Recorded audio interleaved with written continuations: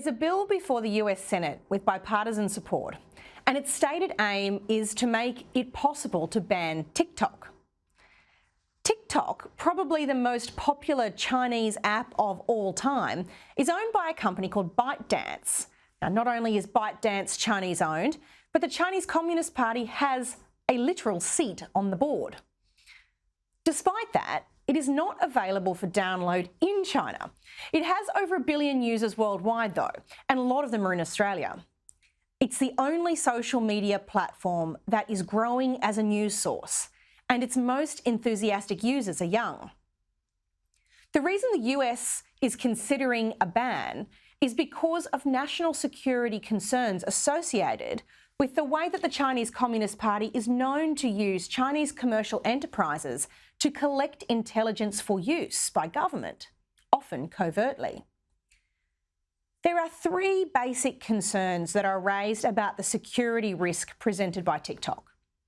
The first is of the misuse of personal data gleaned from the app, which could be used to profile users who, for instance, work for foreign governments. The second is the use of the app to infect a user's device with information or programs with or without the user's knowledge. The third is the use by the Chinese Communist Party of the app's algorithm to provide a feed of information that is tailored to shape public opinion for geopolitical or other ends. To my mind, all 3 are real and present risks. It's the third of these concerns that worries me most, though.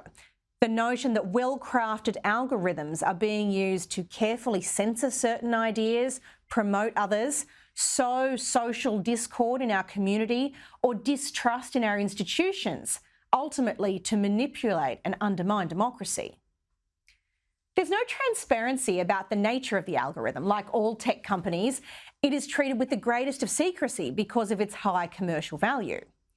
And of course, companies, organisations and citizens in China are compelled to deploy their assets and their capability for the intelligence work of the state, including under the 2017 National Security Law. There's a reason why government employees in many countries, including the US, are not to have TikTok on their work phones. As China continues to assert its economic might, it's using the global social media ecosystem to expand its already formidable influence.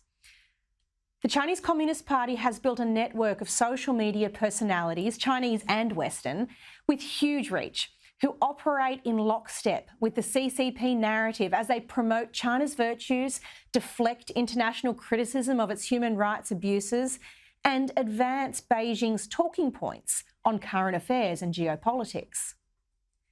The influencer network allows Beijing to easily proffer propaganda to unsuspecting Instagram, Facebook, TikTok and YouTube users around the globe.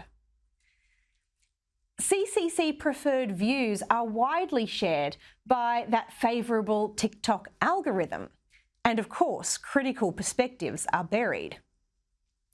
As former FBI agent Clint Watts, who is now president of the anti-disinformation agency called My Bureau, says, it is just about volume, ultimately. If you just bombard an audience for long enough with the same narratives, people will tend to believe them over time. It's a pretty concerning thought, but it's probably true.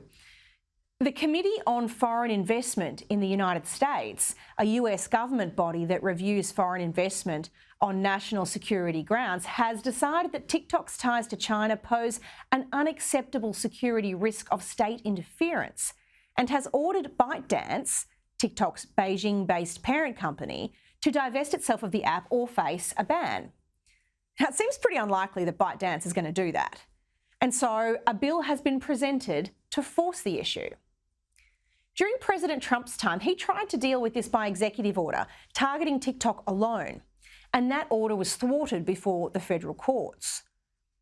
Republicans wanted a bill that just targeted TikTok, but Democrats wouldn't support that proposal. So they've now together put forward the Restricting the Emergence of Security Threats That Risk Information and Communications Technology, also known as RESTRICT Act, and it is much more likely to pass. The Restrict Bill, which also has support from the White House, does not only target TikTok. Rather, it would give the administration the power to regulate or ultimately ban technology linked to foreign adversaries, including but not limited to China and TikTok. I can really get behind the need to act to deal with the threat posed by TikTok. But this bill is so broad, with powers so strong, that it is capable of being widely abused, and there are few safeguards in place to protect against that happening.